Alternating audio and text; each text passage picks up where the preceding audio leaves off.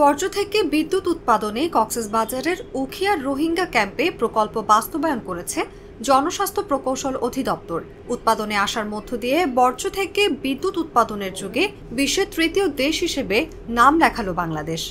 সংশ্লিষ্ট সূত্র মতে, সমন্বিত বর্জ্য ব্যবস্থাপনা প্রকল্পে প্রতিদিন 11.5 টন বর্জ্য ব্যবহার হচ্ছে।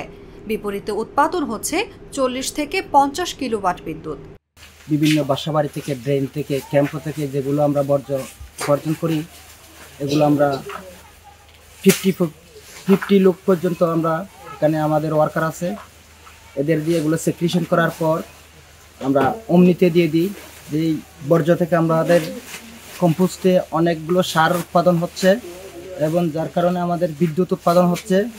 আমাদের দৈনিক 10 থেকে 12 লরি বা ট্রাক আমাদের বর্জ্য আসে, যেগুলো আমরা লোকের মাধ্যমে, আমাদের ওয়ার্কারের মাধ্যমে সেক্রিশন করি।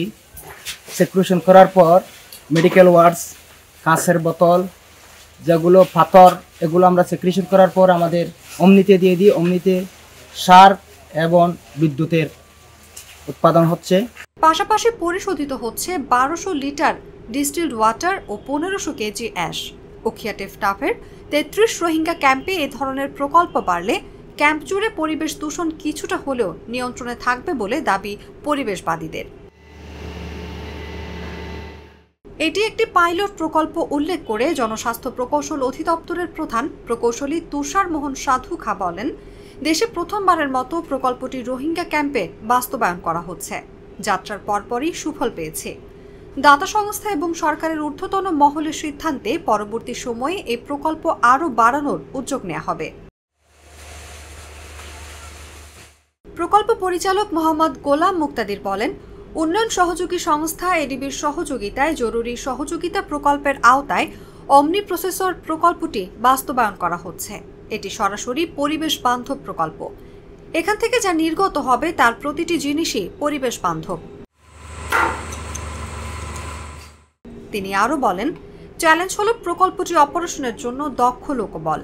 তারপরও আমরা এর ফলাফল দেখছি। এর আউটপুট ইনপুট কি হচ্ছে, কি পরিমাণ পরিবেশে প্রভাব ফেলছে তা টেস্ট করা হচ্ছে। পরীক্ষা নিরীক্ষার পর সবকিছু স্বাভাবিক থাকলে পরবর্তী প্রকল্পের জন্য প্রস্তাব করা হবে।